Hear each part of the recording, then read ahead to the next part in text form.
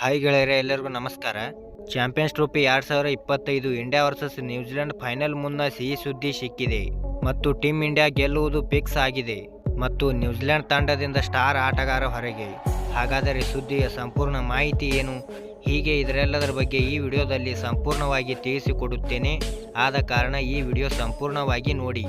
ಆದರೆ ಅದಕ್ಕೂ ಮುನ್ನ ನೀವು ಟೀಮ್ ಇಂಡಿಯಾ ಅಭಿಮಾನಿಯಾಗಿ ಈ ವಿಡಿಯೋ ನೋಡುತ್ತಿದ್ದರೆ ಈ ವಿಡಿಯೋಕ್ಕೊಂದು ಲೈಕ್ ಮಾಡಿ ಮತ್ತು ಇಂಥ ಹೊಸ ಅಪ್ಡೇಟ್ಗಳಿಗಾಗಿ ನಮ್ಮ ಚಾನಲನ್ನು ಸಬ್ಸ್ಕ್ರೈಬ್ ಮಾಡಿ.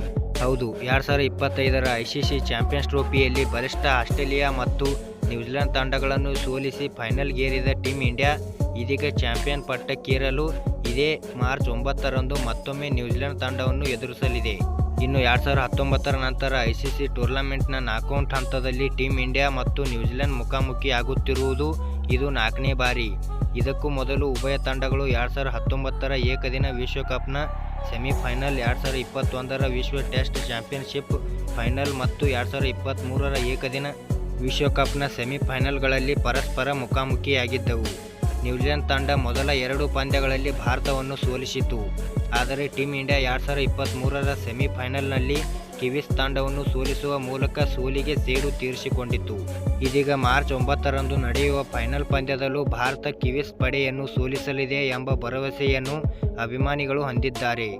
ಇದಕ್ಕೆ ಪೂರಕವಾಗಿ ಭಾರತಕ್ಕೆ ಶುಭ ಸುದ್ದಿ ಎಂಬಂತೆ ಕಿವೀಸ್ ತಂಡದ star bowler Matt Henry final ಪಂದ್ಯಕ್ಕೂ ಮುನ್ನ ಇಂಜುರಿಗೊಂಡಿದ್ದರು.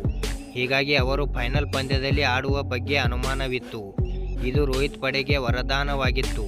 ಆದರೀಗ ಫೈನಲ್ ಪಂದ್ಯಕ್ಕೂ ಮುನ್ನ ಮಾತನಾಡಿರುವ ನ್ಯೂಜಿಲೆಂಡ್ ಮುಖ್ಯ ಕೋಚ್ ಗ್ಯಾರಿ ಸ್ಟೀಡ್ ಹೆನ್ರಿ ಗಾಯದ ಬಗ್ಗೆ ದೊಡ್ಡ ಮಾಹಿತಿ ನೀಡಿದ್ದಾರೆ. ಇನ್ನು ಚಾಂಪಿಯನ್ಸ್ ಟ್ರೋಫಿ ಫೈನಲ್ಗೆ ಮುನ್ನ ಪತ್ರಿಕಾಗೋಷ್ಠಿಯಲ್ಲಿ ಮಾತನಾಡಿದ ನ್ಯೂಜಿಲೆಂಡ್ ಮುಖ್ಯ ಕೋಚ್ ಗ್ಯಾರಿ ಸ್ಟೀಡ್ ಹೆನ್ರಿ ಪಂದ್ಯಕ್ಕೆ ಫಿಟ್ ಆಗುತ್ತಾರೆ ಎಂಬ ಭರವಸೆ ತಂಡಕ್ಕಿದೆ. ಆದಾಗ್ಯೂ ಹೆನ್ರಿ ಇನ್ನೂ ಭುಜದ ನೋವಿನಿಂದ ಬಳಲುತ್ತಿದ್ದಾರೆ. ಹೀಗಾಗಿ ಅವರು ಆಡುವ ಬಗ್ಗೆ ಏನನ್ನೂ ಹೇಳಲು ಸಾಧ್ಯವಿಲ್ಲ.